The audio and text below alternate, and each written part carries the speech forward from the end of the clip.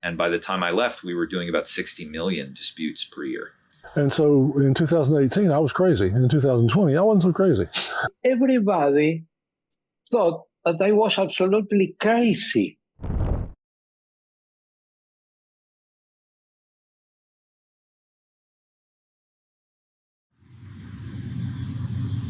Conflict is inevitable. It's a universal human experience. But for centuries, the way we solved it was rigid. You hired a lawyer, you waited months, and then you physically walked up steps into a court building, and there you fought. Sometimes you won, and sometimes you lost. I'm in Conroe, Texas. I'm sitting just outside the main courthouse in the middle of the city. Directly across the street from me, facing this courthouse, is a different kind of place. It's where people in conflict go to try to make peace. It's called the Montgomery County Dispute Resolution Center, or DRC. They've been around since 1988, handling mediations, helping people resolve legal disagreements, and training mediators to be peacemakers. But these days, inside those mediation offices, they're doing something different. Something that just one generation ago would have been impossible. They are resolving life-altering conflicts without the people in conflict ever breathing the same air. And their reach in resolving conflicts is no longer just limited to this city, this county, or this state, but the whole world. Welcome to the story of online dispute resolution, or ODR. Come with me on this journey as we look into the past, the present, and the future of this revolution.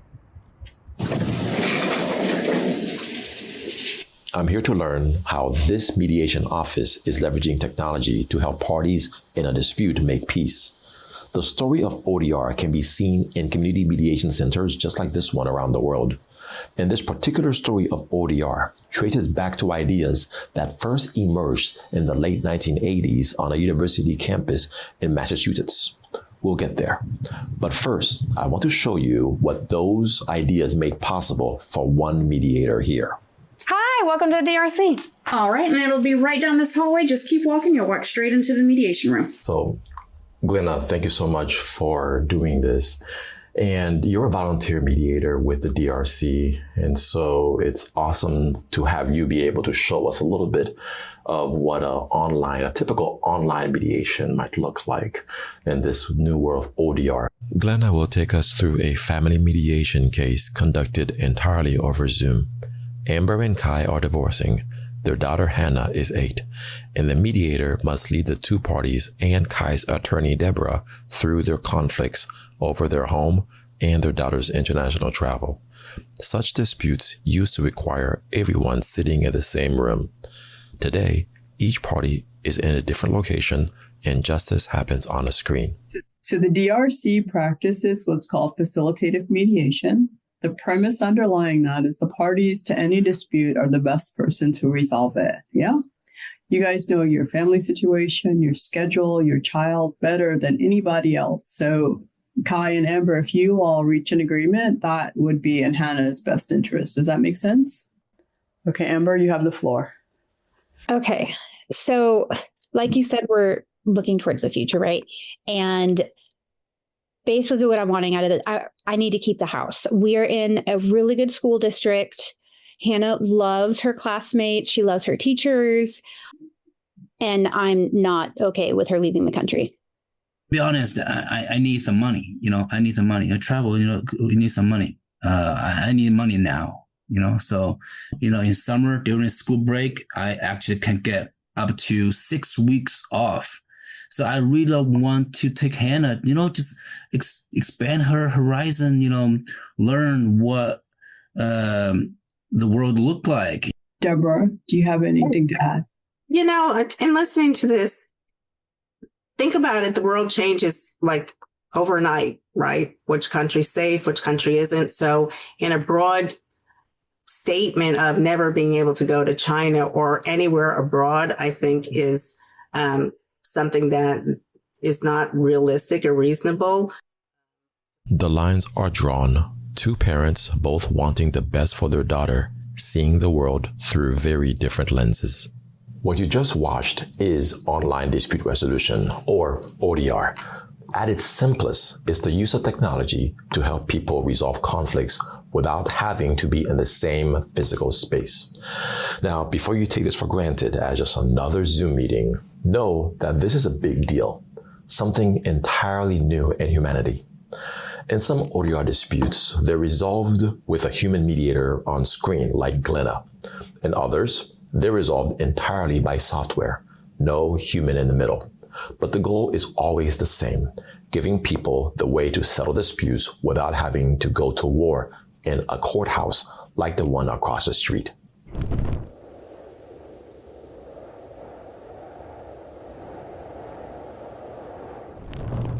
I got the inspiration to tell ODR story when I traveled to Greenwich, London in April 2025 for the 25th International Forum on ODR. It's the annual gathering of ODR tech fellows who meet to discuss the development of online conflict resolution. Hey everyone, it's Mac from Lawyers Mediators International. Welcome back to the LMI podcast on the road. This time I'm recording from London. Those 2 days of hearing from ODR pioneers and realizing the transformative power of what this new technology means made me realize that I need to tell ODR story. Not just the technology story, not the how Zoom changed everything story, but the deeper story of a decades-long effort by a small group of pioneers who believed long ago that justice should be accessible to everyone from anywhere. But before we talk about the technology, we need to talk about COVID.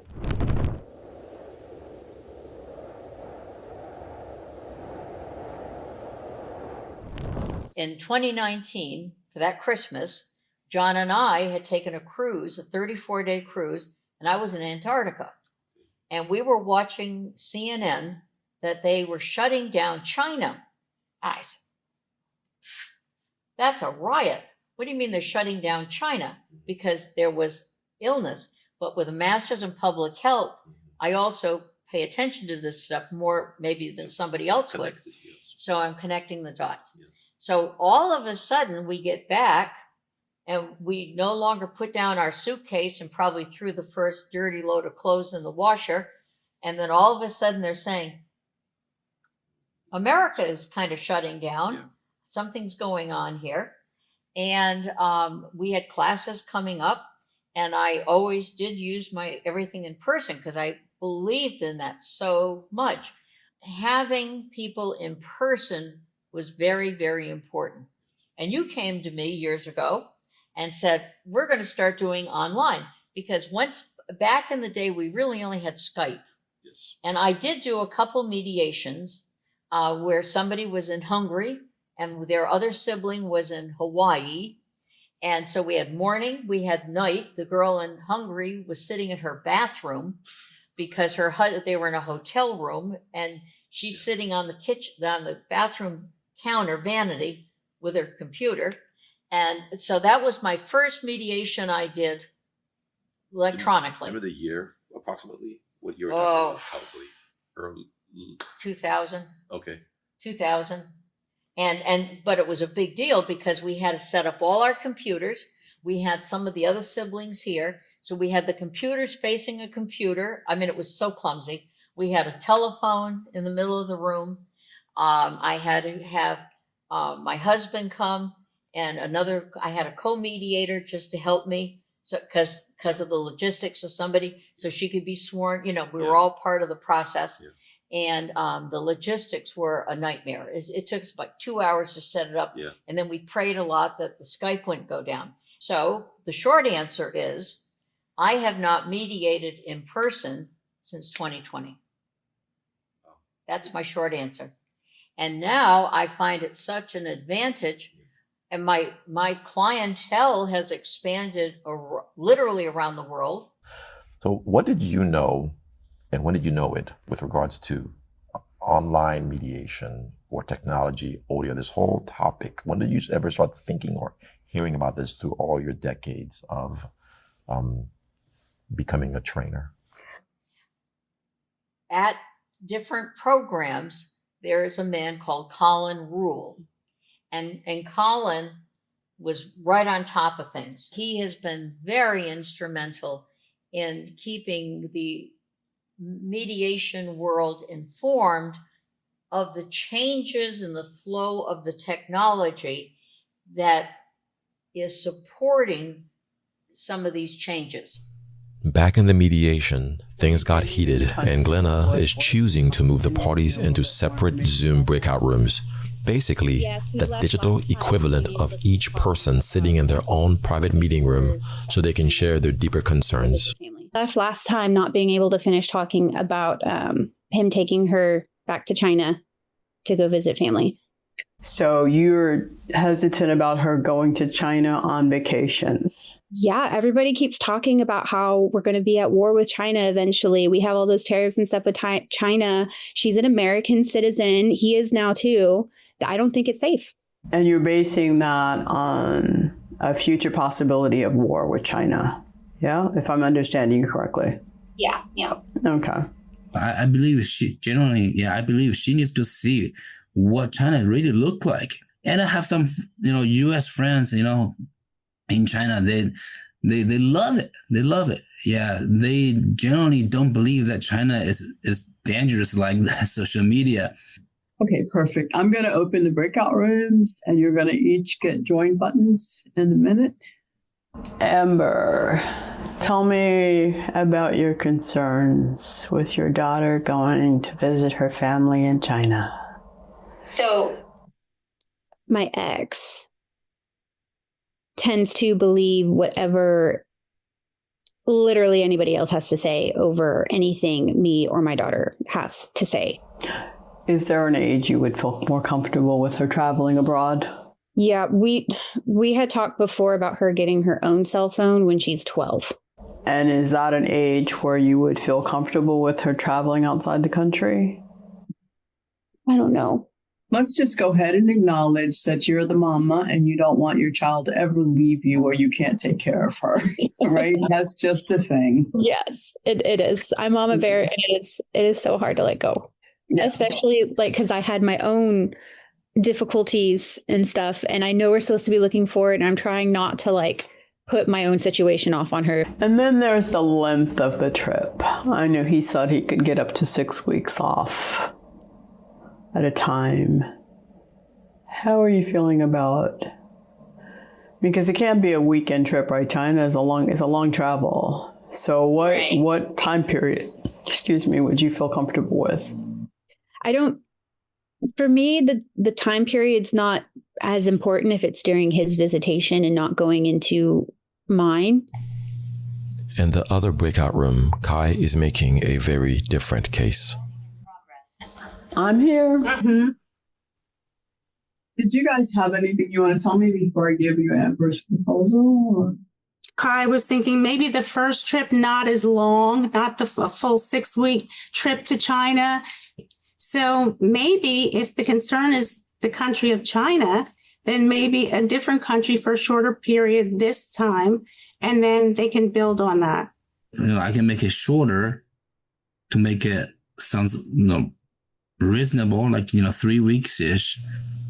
Both sides are moving. Positions that seemed impossible 10 minutes ago are softening. This is what mediation does. It finds the space between no and never. If it could only spread.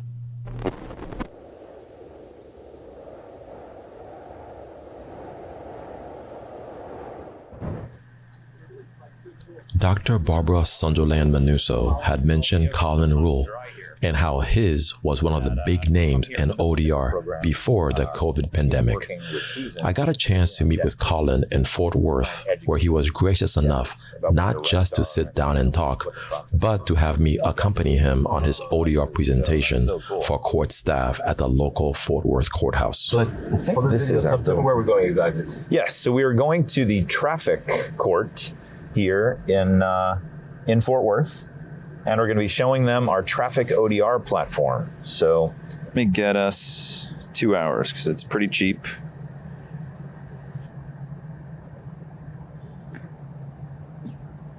Most of the arbitration in the US, but we build software, and mostly what we focus on is the courts. building software for court resolution. So we're going to be talking about the traffic work that we're doing today. My boss. ODR is not just about individuals at mediation. It's also about helping resolve disputes at scale, such as through the courts or in e-commerce. Colin's work these days showcases how ODR can industrialize dispute resolution for millions. I always now I'm interested. Online dispute resolution essentially is using technology to help people resolve their disputes without having to get together in person. So we've rolled out many court ODR systems. There's something like 90 courts in the US that have deployed ODR. And we're not the only platform. There's other platforms too, like Matterhorn and Turbo Court. But the goal is if anybody has an issue with the court, they can do it online. They can communicate online. And we find 80% of people are doing it on mobile devices. And most of the resolutions that we achieve through court ODR is at a time when the court's closed for business. So it's late on a weekday or on the weekends. So I sat down at the Texas A&M University School of Law, where Colin is a visiting professor, to learn more about the origins of ODR. All right, so let me get you into the law school here. Well, sure. You can run around and get as much footage as you like. That's the hearing room, yeah. I was thinking we might do it in there, but no, I think it's booked with students. Well, and I do. There's a lot of really nice people around here I'd love to introduce you to if we have time. Online dispute resolution as a field happened at a conference in 1997 that was convened in Washington, D.C. It was called the NC-AIR conference.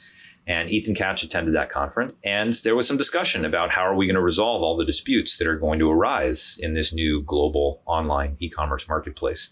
And that was sort of the beginning. The first time anyone referred to online dispute resolution was at that meeting. And the next year, Ethan started a program at UMass Amherst called CITDR, the Center for Information Technology and Dispute Resolution. And he started an online conference called ADR Cyber Week. And he invited people who were interested in dispute resolution online to come to this conference. And it was a pretty small conference at the beginning. But, we were all excited about the potential of the growth of the internet and trying to figure out how we could build redress systems that would work in this new environment. And we had a discussion forum, I remember in 1998. What should we call this field? People called it electronic dispute resolution, EADR, or technology assisted dispute resolution. But we eventually settled on ODR because we wanted to emphasize the connection between ADR and ODR. Ethan actually started a pilot program with an auction website, kind of like eBay. It was a smaller version of eBay, but it was started by some law students. And they found Ethan because he was a very prominent scholar in this area. And they said, hey, will you resolve the disputes between our buyers and sellers? Well, it turns out that smaller auction marketplace was eventually bought by eBay, who was really the big kahuna at the time as well. Soon after, the eBay marketplace exploded with disputes, hundreds at a time, and Ethan's small UMass operation couldn't keep up alone. New ODR startups began circling the e-commerce space. Colin had launched one of them, OnlineResolution.com, out of Cambridge, Massachusetts. That's when PayPal came calling. PayPal reached out to me, and I went out and was able to meet the founders of PayPal. That was Peter Thiel and Elon Musk and David Sachs and a lot of people that have become very, very successful since then. But they knew even as a payment provider, they needed to have a way to resolve any disputes that arose between buyers and sellers. So I didn't end up working with PayPal. Actually, once I found out about how high their fraud rates were, I said, I don't think I want to get involved with these guys. But then eBay bought PayPal for more than $1 billion so that they could control the payment mechanism, because a lot of the resolutions to disputes arise on the payment side. And I had written a book called Online Dispute Resolution for Business. They found that book and they called me up and asked me to come out and consult at eBay. And then they offered me a job. And I said, well, I can't come out. I'm running a company in Massachusetts. I'm busy. And they said, well, here's how much we want to pay you. I was like, okay, I guess I work for eBay now. So I moved out in 2003 to San Jose. And I became the first director of online dispute resolution at eBay and PayPal.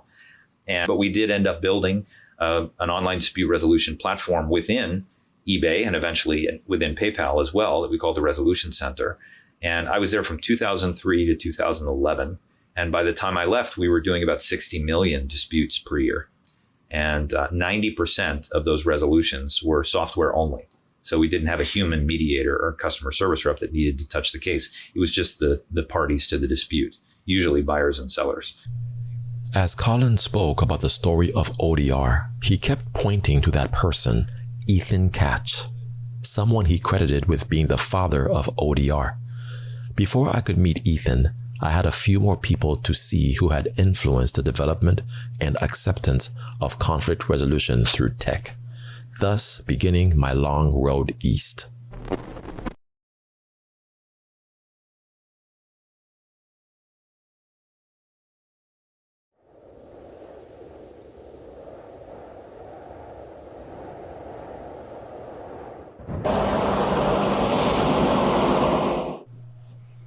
After Fort Worth, my travels took me to Washington, D.C. in the fall of 2025.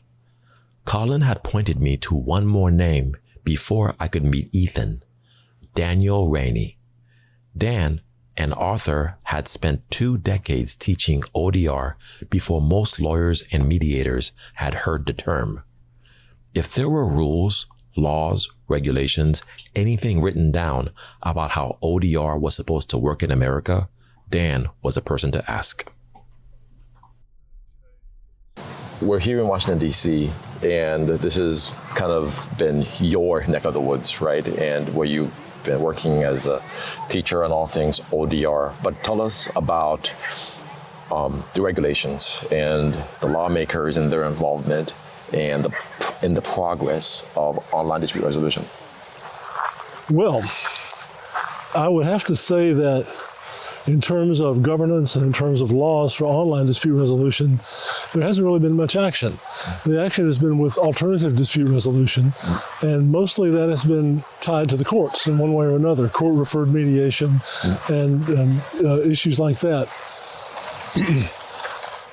In terms of online dispute resolution, the regulatory and governance activity has been fairly limited. And where we've seen a lot of regulatory activity is in the ADR space, and most of that connected to the courts. Where we are seeing some impact is not so much in online dispute resolution legislation and regulation, but in regulation and legislation tied to technology itself. And even there, I mean, a lot of the tech oligarchs, so to speak, are arguing that there should be very little regulation because that hampers development. And so what we're seeing is a debate over particularly things like artificial intelligence regarding privacy, information security, that sort of thing. And that indirectly affects online dispute resolution, but it's not really about online dispute resolution. It's about the technology that we might adapt to online dispute resolution. And technology got my attention very early on for a couple of reasons. When you talk about dispute resolution, mediation particularly, what do you do as a mediator? You manage communication. You get the parties to deal with information and data in some way or another, and you manage group dynamics. Well, those 3 things are the essence of what technology brings to the table. So if they're central to mediation and central to technology, it occurred to me that there's no way they can't interact. So do you see that ODR, or online dispute resolution, is a natural evolution of ADR, or alternative dispute resolution? Yes, I do. Going back to what I said earlier about the fundamental, the functions that you fulfill as a mediator, those functions, if you look around at the way society is now, I mean, you carry around your phone, which is a communication device, a data evaluation device, a group conflict and group discussion device. I mean, in your pocket, you have all the things that were central to mediation when we were doing it face to face. And everybody has, I say everybody, almost everybody has one of those. And so if you talk about who has access to dispute resolution, if you're talking about an online dispute resolution environment where you're using phones and computers, basically everybody has access to that. And you cannot say that about face-to-face mediation, and you certainly can't say that about the court system. I was talking to one of the students who was at the university, and she had been sent to the airport to pick up a guest speaker, a very, very well-known mediator, whose name I won't mention, who was coming to do a lecture at their university. And she told him as they were driving to the university that she had been taking a class in online dispute resolution. And his exact response immediately was, oh, that'll never work. That was normal until 2019, 2020, when COVID hit. And suddenly, if you were going to work, you were going to work online. Yeah. And all of a sudden, not only did it work, in some cases it worked really well and better than being face-to-face. And so in 2018, I was crazy. In 2020, I wasn't so crazy. And all my colleagues were not quite so crazy either. And the upshot of that is that technology has now been integrated very deeply into dispute resolution in many ways. But I think one of the problems with that is that people have done it without thinking too much about what that means. Back at the mediation in progress, Glenna has been shuttling between breakout rooms for over an hour now. New proposals are emerging, but one issue won't go away. Hannah has been told by her parents that she won't get her own cell phone until she's 12, and Kai wants her to have one for international travel. And here's the thing with the 12 years old and the cell phone. Now they have so many parental restrictions or limited access calling. I mean, if you're trying to make it 12 years old because you don't want her to have a cell phone, you can give her even like a phone just for the trip with limited caller, people she can call or can communicate with her if she wants to track her. So that doesn't have anything to do with the trip to China. Okay, Amber, I'm back. And they have counter proposal, but they did hear your proposal. While you were in the other room, I don't know what they came back with the House, but I want to share with you. Okay. Just because, it wasn't 9 years for nothing. I know how he thinks a little bit. I called my uncle. He's really well off, and he's agreed to help me with buying out the house from him. Okay, so you would have sole ownership of the house, and your uncle would sign the refi pay or whatever, and pay out Kai's equity share. Right. Okay, thank you for doing that. That's perfect. Mm-hmm. I think we might have an agreement.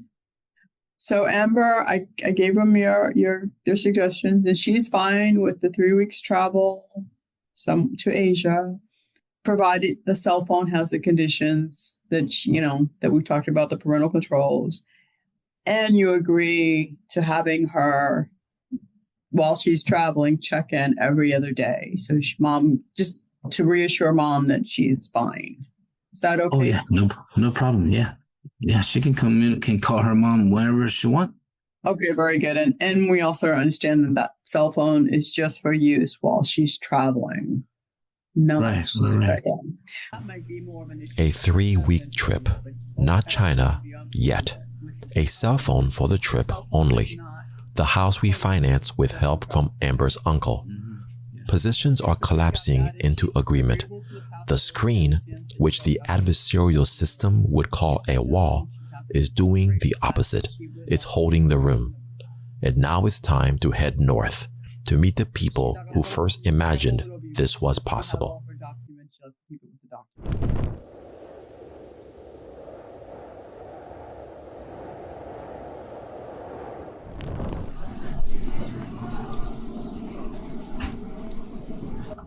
I flew into Boston one cold evening in early 2026.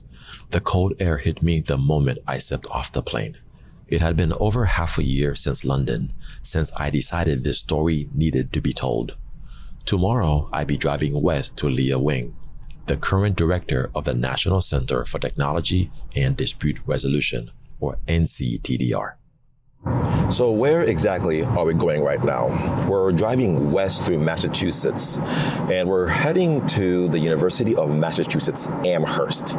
That basically is the mothership. That's where in the late 90s, Ethan Cash and Janet Rifkin founded the Center for Information Technology and Dispute Resolution, now the NCTDR. That's basically where all of ODR began. So I'm going to meet Leah Wing. She's the current director of the NCTDR. Leah's work focuses primarily on the ethics of it. And so one of the things that she discusses a lot is, sure, we can automate and reach scale in ODR, but should we? Is it always just?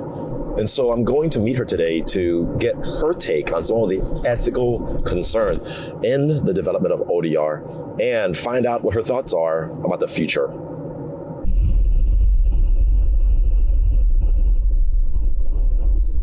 In 600 feet, your destination will be on the right.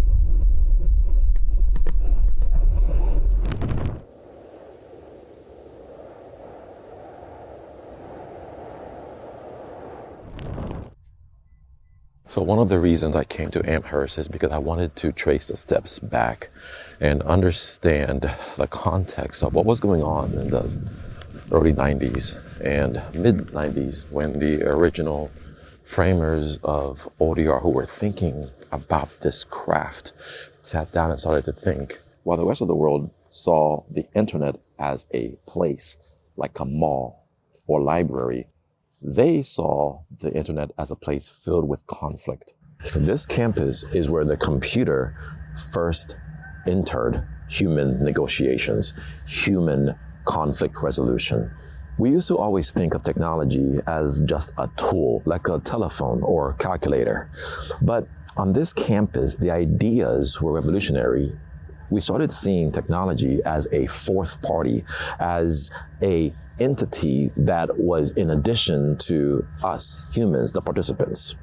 Ethan Cash and Janet Rifkin realized that technology is not just a passive tool. It was now taking a place at the table. The technology itself could manage information. It could impact how we communicate with one another. The technology itself started taking a life of its own, thus becoming the fourth party.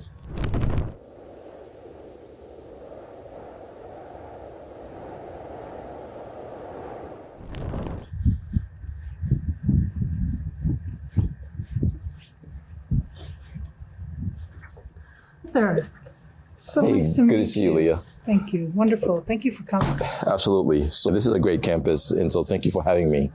It's took a little while to get up here, but everything worked out. And so now I'm just excited to have you show me around and where this all thing started. Absolutely. Well, I will say this building, as nondescript as it may seem, is actually the place where online dispute resolution was born. Yeah, well, I want to go inside. Let's check it out. Let's do it.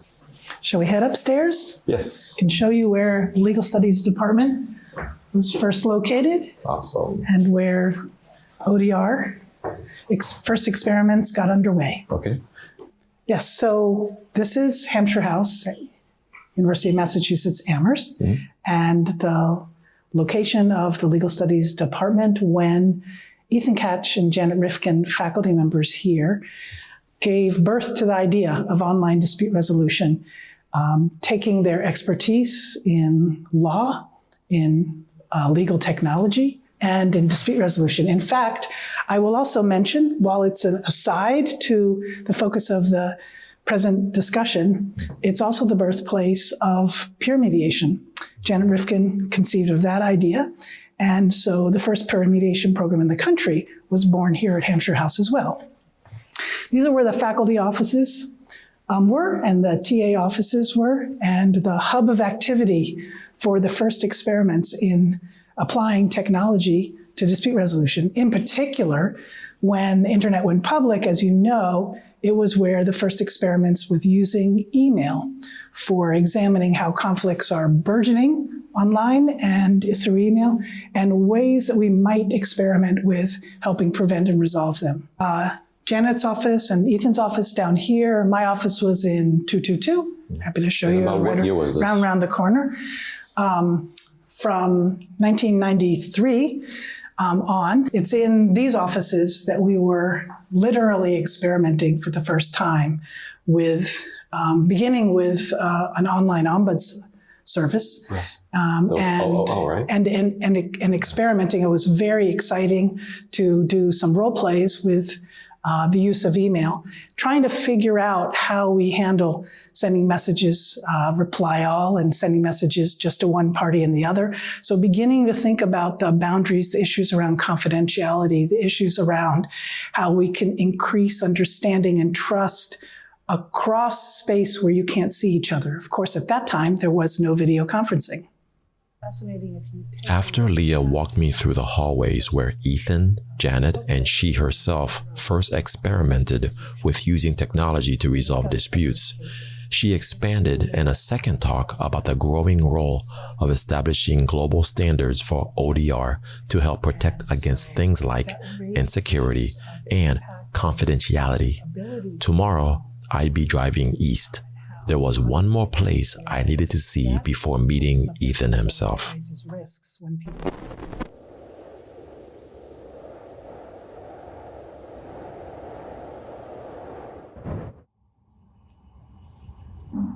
I'm out here at Boston Commons Park. It's one of the oldest parks in the U.S. A short distance from here is Brookline. That's where, in 1989, a company called The World created the world's first ISP, or Internet Service Provider. It basically allowed regular people, mainly in business and the commercial industries, to be able to access the internet. Before that time, it was just military people and university people who were able to access the web. But The World allowed for regular folks to be able to tap into the power of the internet.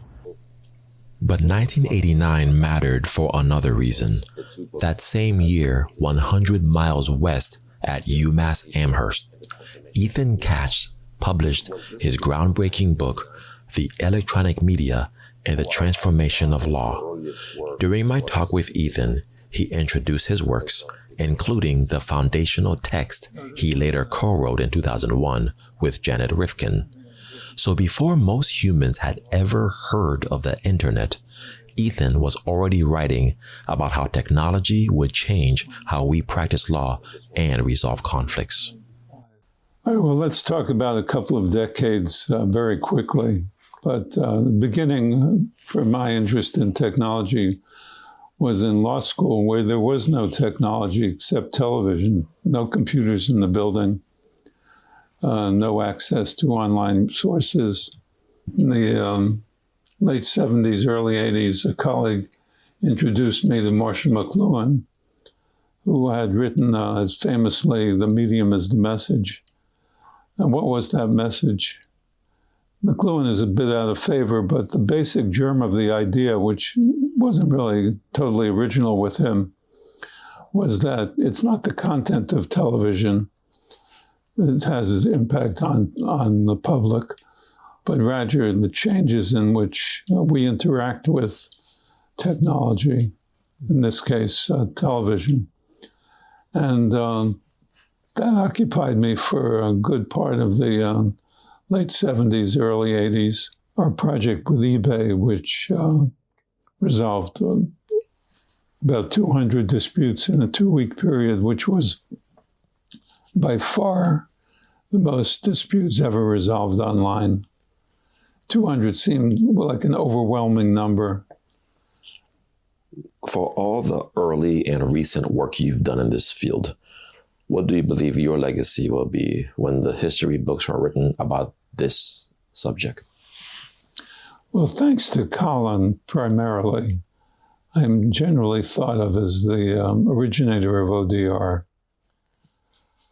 I used to try and tell him to stop saying that, but he never would and never will. And I say it's a little exaggerated because Colin was there at the beginning. He used to live in the next town to where we're talking, and we used to have lunch, once a month or so, just to talk about these things. I'm being credited more than I deserve to be credited for. Of course, this book, if you look at chapter 2, you'll find a line in there of where there's some mention that computer systems will be used to resolve cases. I'd say anybody who was involved with ODR in the 1990s, but even the people involved, the people who organized the 1996 meeting in D.C., which had about 100 people there. All of them get some credit for affecting my thinking, at least.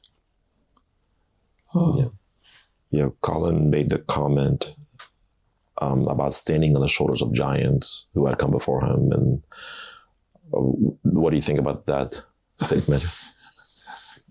I don't think I'm anywhere near a giant, but I've had some influence that's persisted. So I suppose at some point I thought this will just fade away and die away. Wow. But it hasn't. The idea that I started this will at some point be forgotten. I have no doubt about that. As more pressing issues and more new systems develop. So we don't even know what will AI dispute resolution be called, AI dispute resolution, or will it just be ODR? Personally, I think all dispute resolution will be ODR. One of the people Ethan credits from the 1990s was Janet Rifkin, his UMass colleague at Hampshire House, and eventual 2001 co-author.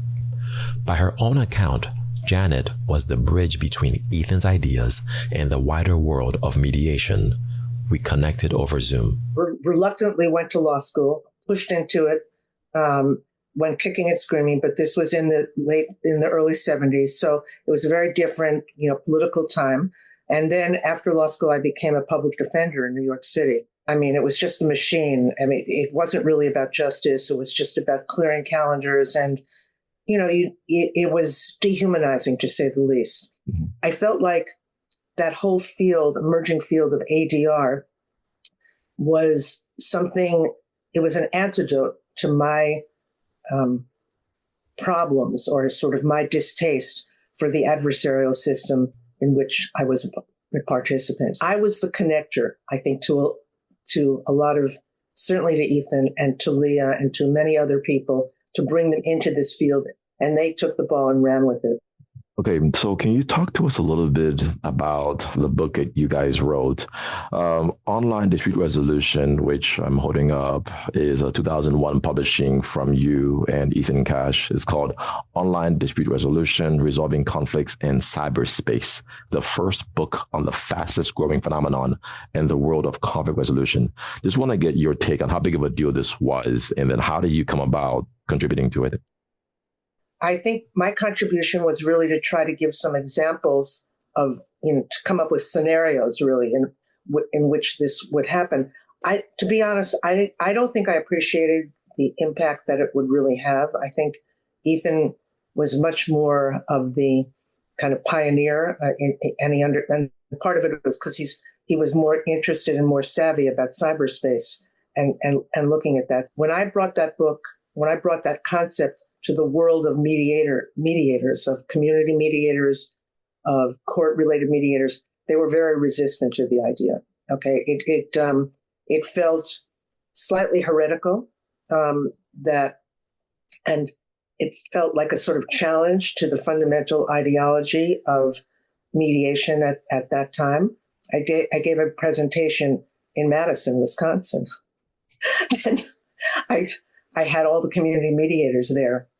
And I showed I gave some examples of conflict that was being resolved through email, and people went crazy. I mean, it's almost like I was chased off the stage.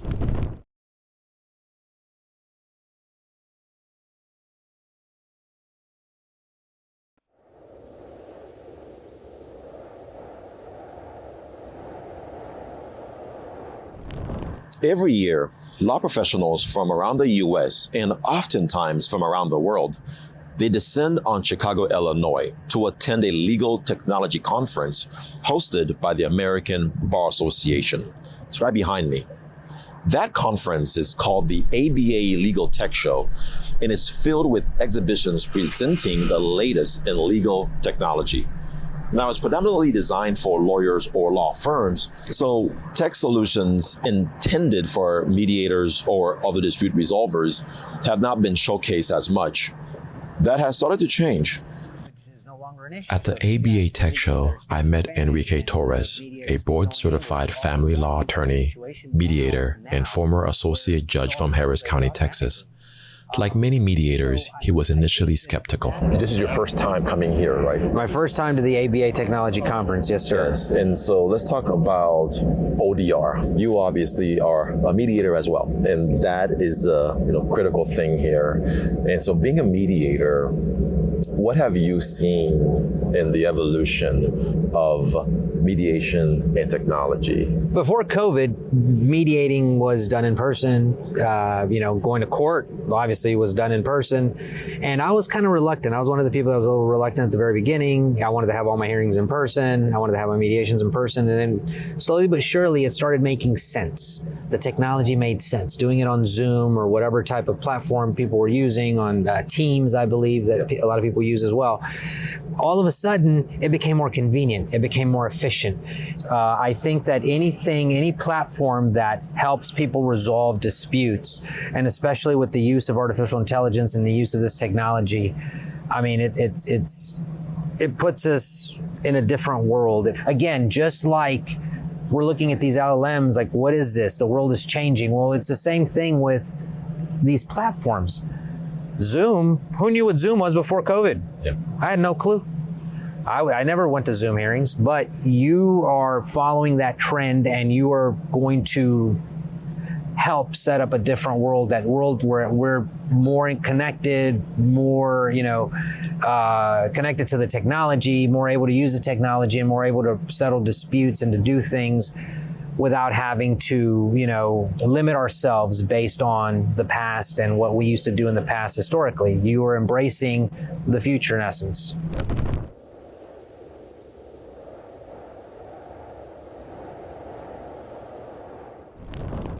From Chicago, I didn't fly to Buenos Aires. Dr. Alberto Elisavetsky and I met over Zoom. Alberto is the founder and president of ODR Latin America. His story is the story of what happens when you tell people mediation can happen through a screen in a part of the world where many had never considered it. One day I was surfing the net and I found the Massachusetts Amherst conflict resolution. And I walked in the kitchen. She was cooking. And I said, Alicia, there are some people in the United States saying that you could mediate online. Well, she started laughing and telling me that was absolutely impossible. I get in touch with the people in the center, and I participate in the first Cyber Week, and at that time was in Haifa in Israel. The date arrived, I was very scared and nervous because, to tell you the truth, in Latin America at that time, ODR was zero, totally zero. And I was talking with one of the guys working at that time with Ethan Cash. He said, Alberto, tell us your dreams. And with that, I flew to Israel and it was like a kind of presentation and examination. I remember that Dan Rainey was sitting in the room. The end of my presentation was that night Ethan Cash nominated me as a fellow of the center. I was the first Latin American fellow of the National Center. And they asked me if the next year, in 2010, I could organize the forum in Buenos Aires, Argentina. When I came back, nobody cares about online dispute resolution, Cyber Week, nothing. Just face-to-face or die. The dean of the university called my wife and I said, Alberto is allowed to speak whatever he wants, but it's forbidden at this university talk about it's possible do mediation online. Wow. And she was crying because at that time, everybody thought that I was absolutely crazy. Finally, I was able to convince the Minister of Justice of one province in Argentina in the north, Salta, develop a pilot project of online mediation. It was in Salta province, 2012. And all of a sudden, COVID arose, and all the mediation community, at least in Iberoamerica, realized that it was a money issue. Basically, if you want to survive and get money for your family, you have to mediate online. From a Zoom call with Alberto in Argentina, I moved to an in-person interview on another continent.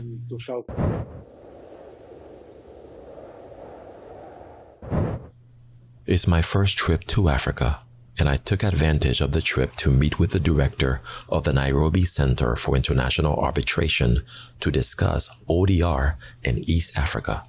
Dr. Henry Morigi gave me a tour before our sit-down. And then they'll come in and they will go to the desk. Yeah, then they'll be cleared, then they'll come up, go to the reception, then they'll... As in Latin America, ODR development here follows a drive to connect millions who might otherwise not have access to justice. Interconnected with Kenya's push to digitize their currency, Kenya skipped the landline and went straight to mobile money. Now the question is, why not mobile justice? Awesome. Okay. Yes. Yes. Yeah, so this is like the welcome area. This is where I've been multiple times. Yeah. Also, yeah, that's Jen there. Hi, Jen. Yes. Okay. So this is the welcome area. We hope you got a good welcome. Actually, absolutely, I did. That's good. Thank you so much. That's really good. Yeah. So thank you. NCIA was created in 2013 by an act of parliament. So how has ODR played a role in increasing this access to Kenyans who might otherwise, they might be too remote from the city center, or they may not have the financial resources to be able to tap into justice? How has ODR helped them? Yeah, so I think that's a really good question, because one of the things about society is that you must be able to speak to the needs of the people.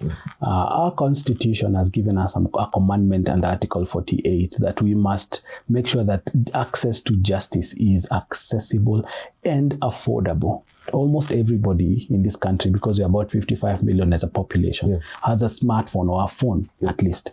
So what that means is that they have access to communication, they have access to it. We have to embrace this, because this is where the world is going. This is the age of communication, an age of information, and we must be at the forefront. So as NCIA, what we're trying to do is to make sure that all the things that we do internally are the public is aware about it. So that then we are telling our story to the world as to what we do. And we're telling people all over the world that NCIA is available to offer alternative dispute resolution services that are predictable, that are cost efficient, that are fast. So we are embracing that as NCIA, in addition to using the platforms that have been created by government and other entities to offer. That makes sense. Yeah.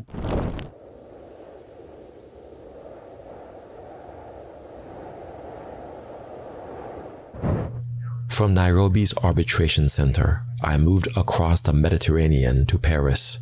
Mirez Philippe and I met over Zoom. She was at the International Chamber of Commerce, the ICC, for 40 years.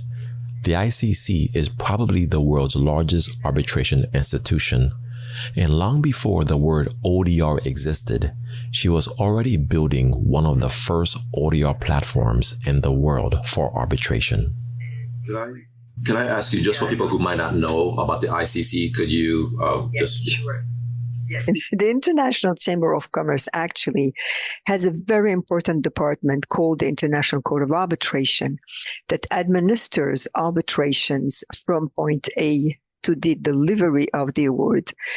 It is one of the first international dispute resolution organizations founded in 1919, and the ICC International Chamber, the headquarters are in Paris, but then we have also country representatives around the world. I truly consider that it is the best international dispute resolution organization because it administers the procedures in a very effective way from point one to the delivery, as I said. Could you take us then to the beginnings of ODR? And I know you're in Paris. You're also European. And so I'm going to ask you to speak broadly for the entire continent, if possible. It all started actually when Ben Davis was requested to build a database for the court. He included me in his team, and that was back in the early 90s. At that time, it was the old computers using only keyboards with screens with a black background and characters in orange, yellow, orange. So the database was the first step. And the next step was the Netcase platform.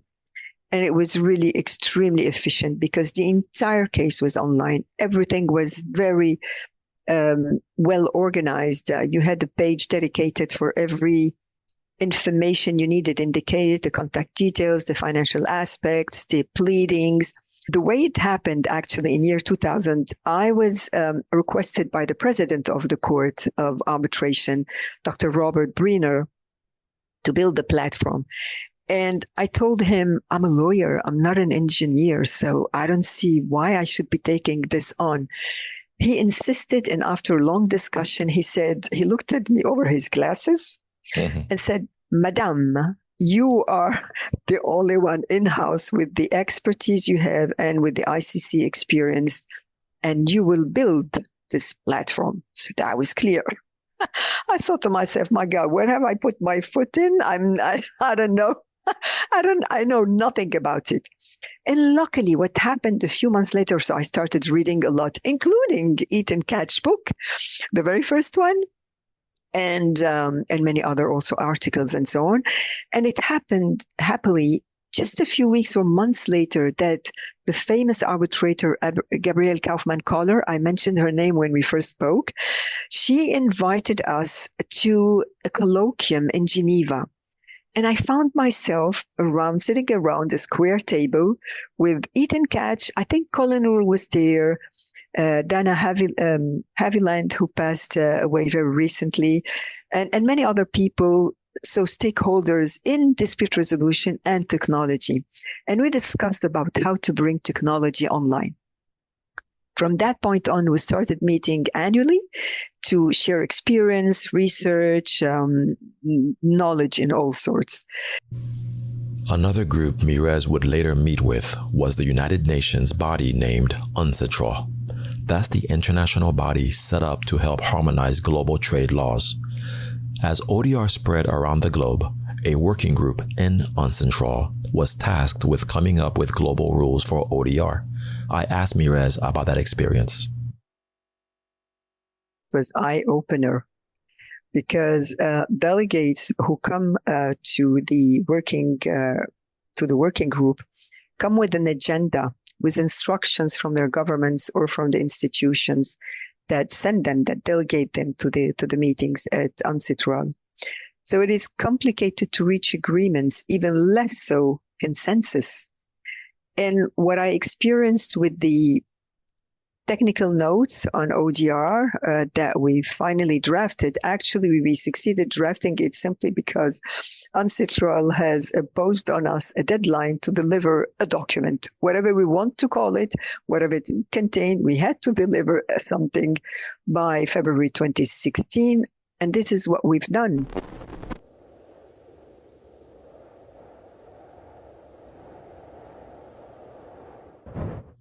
Another voice in that room was Professor Michael Fang, a law professor from China, with legal training from both China and the United States. From those UNCITRAL sessions, Professor Fang went home to engage in one of the boldest experiments in dispute resolution anywhere on Earth. Professor Fang joined me on Zoom. I'm a professor for law in China and currently teach online from the United States. Additionally, I'm a fellow at the National Center for Technology and Dispute Resolution. In 2013, while serving as a senior advisor to a Chinese law firm, I delivered a continuing legal education lecture on ODR at the Beijing Noise Association, which occurred about 5 years before the establishment of China's first internet court. China's internet courts show that public ODR can handle more complex digital disputes. ODR is no longer just about holding simple video meetings. Today, internet court can use online litigation platforms, blockchain evidence preservation, AI-assisted tools, electronic service, online hearings, and digital enforcement. This technology makes it possible to handle disputes that depend heavily on digital evidence, platform records, user data, and online behavior. In 2017, Richard Susskind visited Westlake Court in Hangzhou. He later wrote an article titled China as the Next Leader in Legal Technology. He was impressed by online legal help, e-filing, virtual hearings, voice recognition. The court technology had already attracted serious international attention even before the Hangzhou Internet Court was established. I also remember visiting the Hangzhou Internet Court in 2018. The group showed a visible astonishment, especially Colin Root's jaw-dropping look of amazement. That moment captured my point. China's ODR development is not only about technology, it's about using high technology to support high standards of due process. If Michael Fang shows what ODR looks like when a state builds it from the top down, Thomas Giglione shows what it looks like when one mediator carries it across borders, country by country. Thomas is the founder of the ODR platform, We Agree Mediators. But the part of his story that brings us here are the 18 years he spent overseas, most of them as the only non-Vietnamese court-appointed mediator in Vietnam. He joined me from Toronto. I had a hobby as a private pilot at the time that pulled me into teaching crisis negotiation around the world. Bomb threats, hijackings, terrorism, the whole show. That work took me around the world to Iran first and later Vietnam. I spent 12 years plus in Vietnam. When you first arrived there, what was the state of mediation there? And then how had it changed by the time you left? When I arrived in Vietnam, mediation was basically brand new. The country had the laws on paper. Actually, they took a lot of the civil procedures from Canada. Canada was one of the principal participants in transforming the legal system in Vietnam. But they had laws on paper. It was basically a civil justice system, but almost no practical experience. None of the lawyers knew very much about it. It was all on paper as theory. So I helped build it from the ground up. I organized the largest mediation ADR conference in Southeast Asia back in 2012 with 350 delegates. It turns out you can import the idea faster than the courts can process the paperwork. Now, I would say mediation and ODR is just as advanced as it is in North America. Because you also lived in China for a few years, you kind of have a broad view of being able to compare how ODR developed in China and how it developed in Vietnam where you had lived. Could you speak to that briefly about the similarities or differences between China and Vietnam when it comes to mediation? I traveled about 12 different countries teaching ODR and mediation, and every culture handles conflict differently. In China, as you know, saving face is everything. So you learn to give people an exit ramp that lets them keep their dignity. When did ODR become a serious conversation in parts of the world that you worked in? Was the shift happening before COVID, or did the pandemic force it? I would say it was already stirring before COVID, really, especially in Vietnam with the e-commerce explosion. The pandemic just hit the accelerator. Suddenly everyone needed to resolve disputes, but they're getting on a plane or sitting in the same room in a court. The backlog in Vietnam for court is crazy. It's worse than it is in North America. Vietnam and the region lead the world in e-commerce share of retail sales. So that creates millions of small disputes every month. The infrastructure is catching up fast, but there's still a huge gap between the volume of online transactions and the tools to fix problems quickly. Forget about traditional courts. They're too slow, too expensive, and too far away for most people. That's exactly where I think ODR shines, because expecting everyone to fly to a courthouse is adorable, but not exactly practical, especially when you're dealing with cross-border stuff, suppliers in another country, it just doesn't work. So ODR shines in when it comes to e-commerce.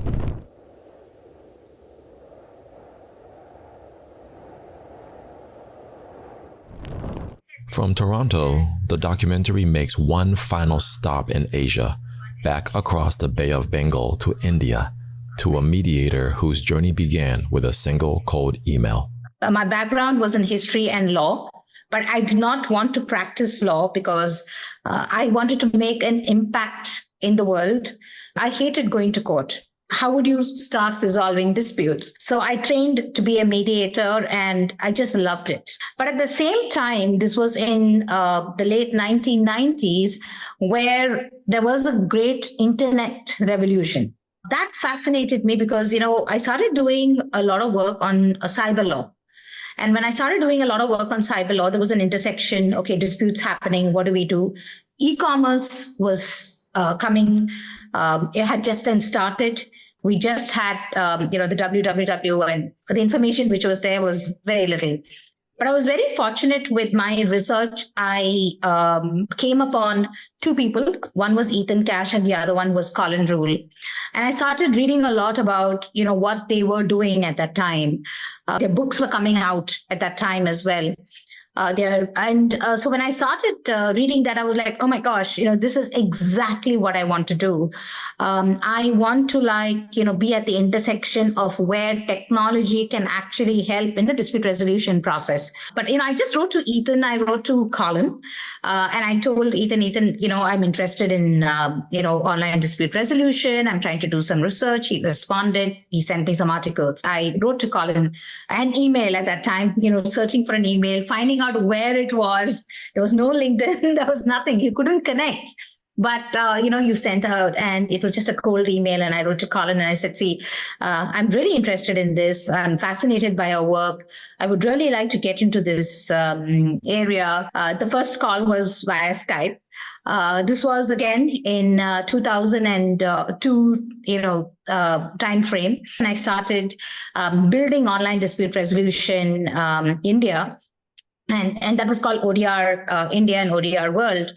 And the way we developed platform, that time was I had one engineer sitting somewhere in the north of India, and I was telling him this is what I want to do with my mediation background, with my negotiation background, with my research and arbitration, and, built ODR offering negotiation, mediation, arbitration, assisted negotiation as well. And I went back to Colin and said, Colin, now, I've done this and I want to launch it. And he was like, yes, launch it. And why don't you start offering these services to eBay India? That's how we started. We started offering our services to eBay India feedback disputes. And, we started trying out the system. The journey has been like, many companies on the way. We did have, I think we were also trying to show the world that ODR can be a business. It is not just, an idea, but, it is a business where, entrepreneurs can come in, they can make a difference, and, implementations can be at large scales, right? Modria was started in 2011. CREC was started in 2019. And ODR.com was started in 2022. And it took us till about 2017 for us to really, tell people that, see, ODR is a thing. In 2017, things changed and people started recognizing ODR more. And they were like, okay, fine, yes, ODR is there to stay. Till 2017, it was very tough for us to just continue because every day we would beat the drum. Every conference we would beat the drum. We would have naysayers. We would have, okay, what is enforcement? The lawyers would come and ask, okay, how can this work? Even people in ADR community would not understand that. But all of that changed. 2017, people started opening up a little bit more. Once the pandemic happened, everybody was like, okay, we need to get some form of technology to get resolution to our disputes. So that actually gave a big boost. But the biggest boost, I think, happened because of the pandemic was for India. So till then, India was like not into online dispute resolution, at all. Then the pandemic happened. Yeah, that's the shift which happened.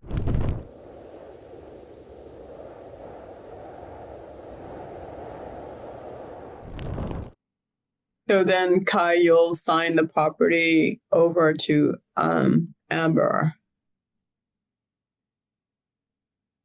Alrighty, I'm going to go over to DocuSign and send this out. So just hang tight and I will get it to you. Okay, that'll just come in our email then? It'll go to your email address. Okay. Okay, so my DocuSign indicates that you guys have all received it and signed it. Deborah, do you have a fully executed agreement? Yes. Amber, have you received a fully executed agreement? Yes. Kai? Yes. Very good. I want to just thank you all for participating. You are wonderful to work with. And I wish you all the best going forward, particularly Hannah. And I hope she has a fabulous time on her trip. And you want to say anything, Mac? Oh, no, I was just observing. But thank you guys so much for doing this. And I'm glad that this came to some kind of good resolution. Thank you. Hopefully I didn't drag it out too much. You are Thank you, guys. All wonderful to work with. Again, thank you so much for participating. The DRC will get that signed. I guess they'll file it tomorrow. And best of luck going forward. Bye-bye. Thank you. Thank you. Thank you. A house transferred, a trip planned, a passport applied for, a child's future shaped by two parents who found a way to agree. None of them ever set foot in a courthouse. This is what ODR has already made possible. But there's one more chapter to this story, and it's being written right now.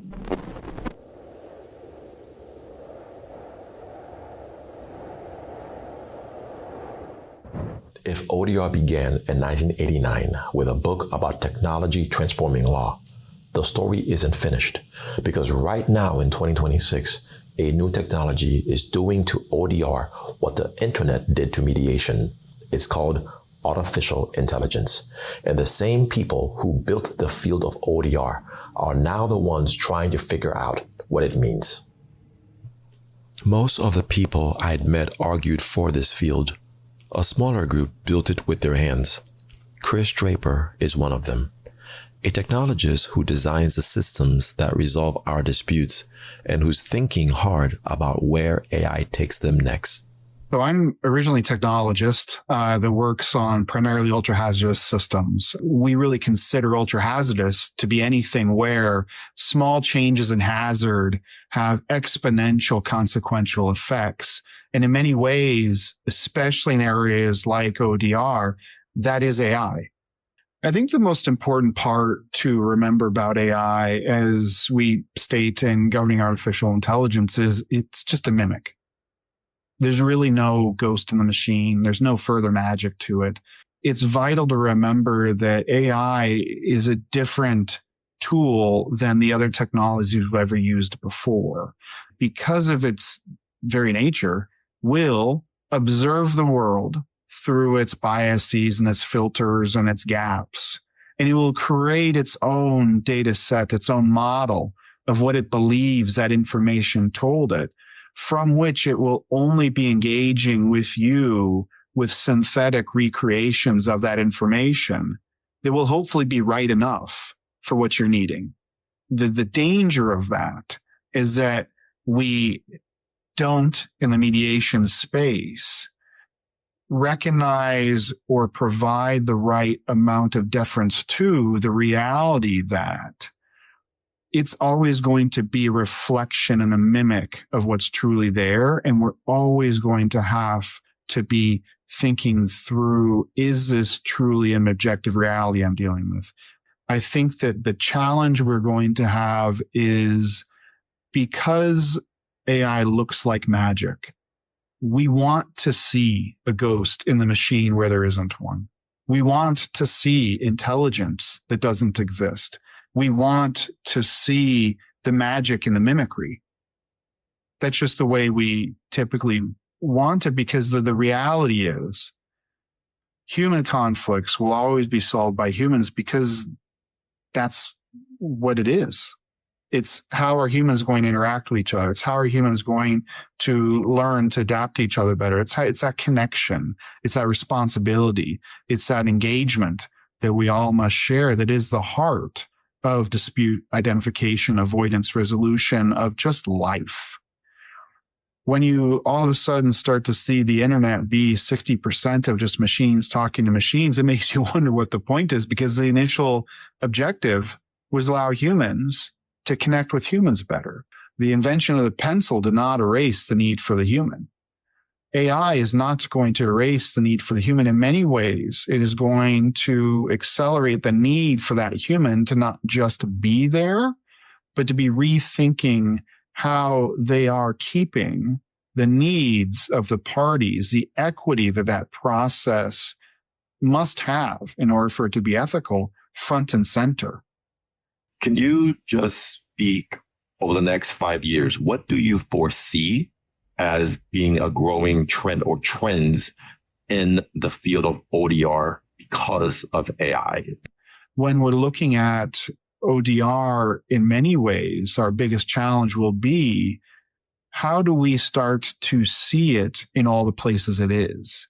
If I'm sending a simple torts matter back and forth via email in Word documents, lawyers don't often think about that as being ODR, but technically it is. As we start to think about that process that you're looking at with Stripe, that is within the scope of ODR, is what that is. When we're looking at these automated processes, whether it started at eBay or now it's something that is beginning in little nudges before we even know it's existing in many of the platforms we're dealing with, those are all ODR when you're looking at the definition of ODR as we've used since the mid-90s. Yet we're going to have to, as a community, wrap our heads around, is this something where we are in ODR creating a fundamental shift in the way we think about balance of power, equity, dispute identification, resolution, and avoidance? Or are we going to allow us to miss the opportunity ODR has for our society at large by thinking it is going to have to remain in a prepackaged item that we can pull off the shelf as an element within a larger ecosystem? I think that ODR personally, especially when you are ethically using artificial intelligence for the elements of facilitation that dispute resolution can provide, is going to be transformative and engaged in every element of our society. And we need to be ready for how we look at the landscape as systems, components, and add-ins versus one that has traditionally been one of single locations, co-location within unitary platforms. And that is where the true promise of ODR sits for all of us in our society, if we're prepared to engage it in all those different facets of where it's going to need to be. Thank you. I think you just answered the question, can ODR change the world?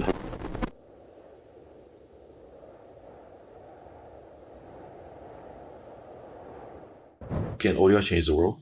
That's the last question. What are your thoughts? Well, hasn't it? And it's been insidious. It's here. But the guardrails for it, and to make, again, as we've just said, connecting the dots so people understand what the back door looked like. Not to be so superficial, but I think it's going to be a rough time going forward over the next 50 years. Can ODR change the world? I've devoted my life to ODR, and I'm definitely a glass half full kind of person. I think the introduction of the internet has had many unintended negative consequences, for sure. There are many people who are not dispute resolvers. They are dispute exacerbators, and they will use the power of technology to exacerbate disputes. But there are those of us who are devoted to innovating and advancing technology in a way that builds understanding, builds connection, expands justice, and is grounded in the values of the dispute resolution field: fairness, transparency, empathy. So, I don't know what it's going to look like in its final form, but I do know that wherever people are, there is conflict, there are disagreements, our self-interests can clash. And every time a new tool is invented, we put that into the toolbox. And right now, the shiny new tool is artificial intelligence. And it's very, very exciting to think about what doors that's going to open for us. And I do believe the arc of history is long, but it bends towards justice. And one of the ways that we achieve that justice is by innovating, utilizing all these tools and being taking the macro vision in thinking about how we can achieve world peace through these types of techniques. Well, think back 50 years ago. If I wanted to engage in a dispute, one or two things had to happen. I had to be invited in, maybe, or if I had to go there. I had to be there on the ground. That's completely changed. If there's a conflict, I still can be invited in, but I don't necessarily have to be invited in. I can use all different kinds of media and technology to basically try to affect the people who are involved in that dispute, to offer aid to people who are involved in that dispute, et cetera. And if the people who are involved in the dispute on the other side don't like it, there's not really a lot they can do about it. And the other change is I now have the ability to bring in resources that I couldn't bring in before. And I can do it from afar. I can do it across borders. I can do it in a way that I couldn't do it 20 years ago, 30 years ago, 40 years ago. So do I think it can change the world? Yeah, I do think technology can change the world. It's going to change the world. Whether we manage it and it changes the world in a good way is another question altogether. I think it's already changed the world. And I think that's some concrete examples of that is the fact that the reputational feedback process is used worldwide. And while people think of it as customer service, it's dispute prevention and resolution. And it was designed from that lens. Yeah. We now see video conferencing as a default option for connecting. We frankly are already and have been, before people thought of it as any form of technology-related dispute resolution, been exchanging documents using collaborative writing in order to, now using document share and storage boxes in the cloud. And so people might not think of that as ODR, but it's applying technology to our dispute resolution processes. And so I would argue that the average practitioner has already been changing the world with the way that they use technology, whether they think about it as ODR or not. Well, I don't think ODR alone can change the world. There's room for the legal system to try to change the world. If you look back at, I talked about McLuhan. If you look back at the impact of print, it changed the world. We wouldn't have a free press if we didn't have a press. We wouldn't have copyright law if there weren't the capabilities for copying things. On and on. So technology changes the world. ODR itself, no. But ODR in collaboration with AI systems hopefully will change the world. And I'm not sure we can hope for anything more than that. ODR could be a tool, an additional tool to change the world. But I think it's not enough. I think the ODR has a fantastic future.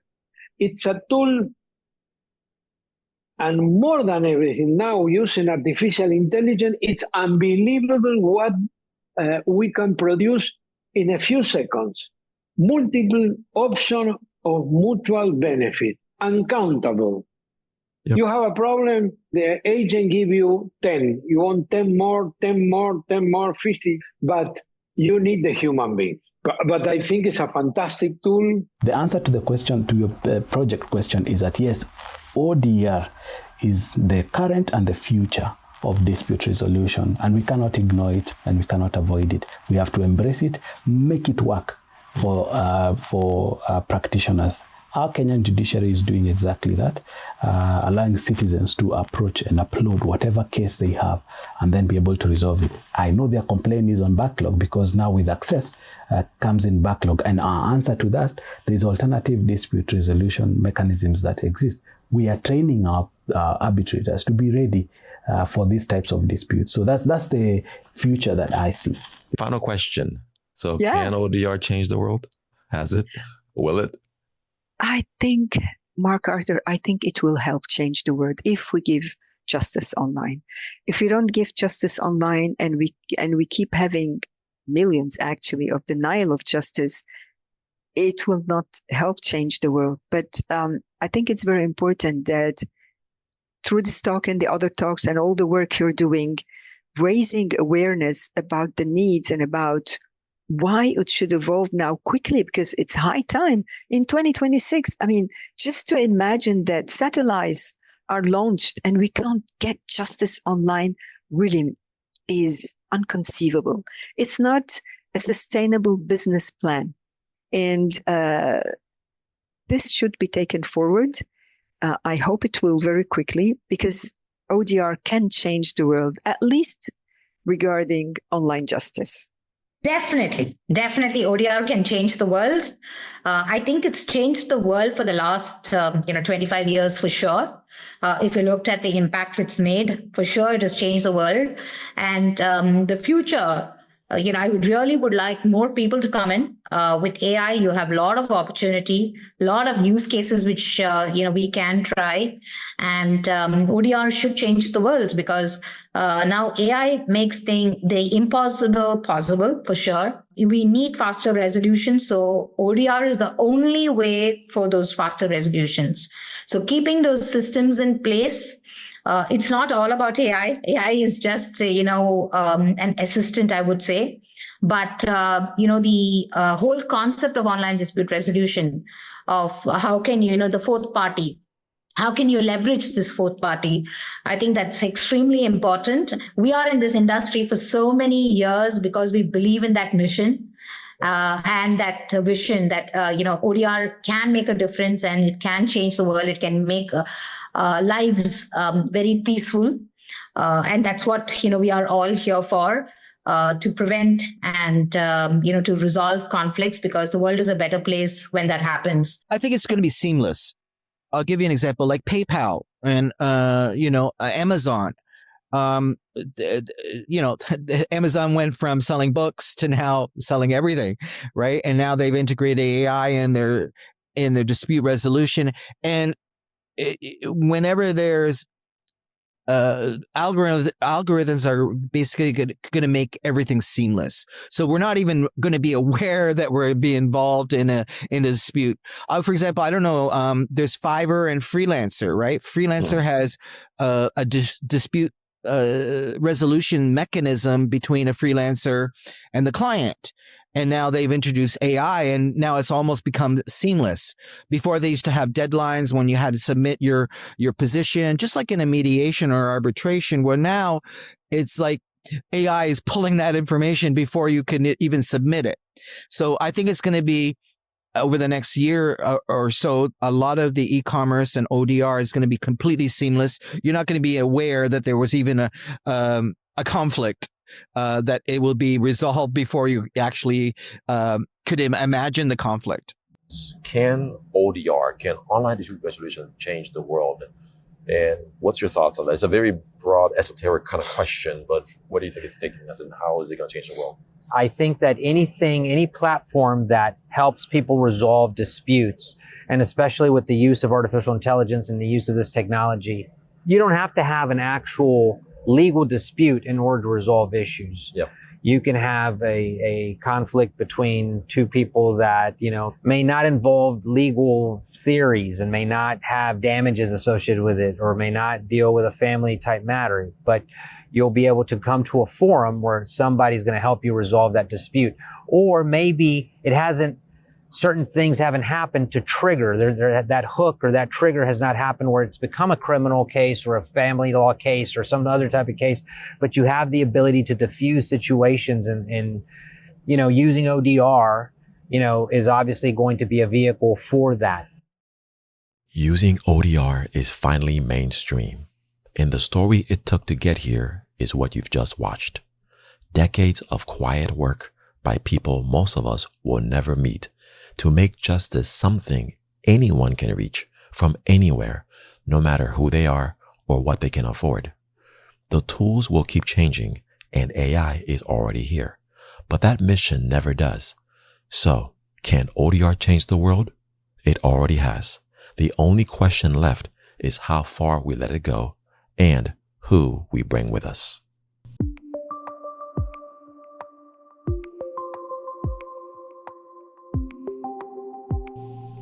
This documentary would not exist without the work of countless individuals, past and present, who have dedicated their careers to advancing online dispute resolution. Many of them I have never met personally, but their academic writing, their research, their advocacy, and their vision have influenced my work and this project in profound ways. This film is dedicated to them, the ODR heroes.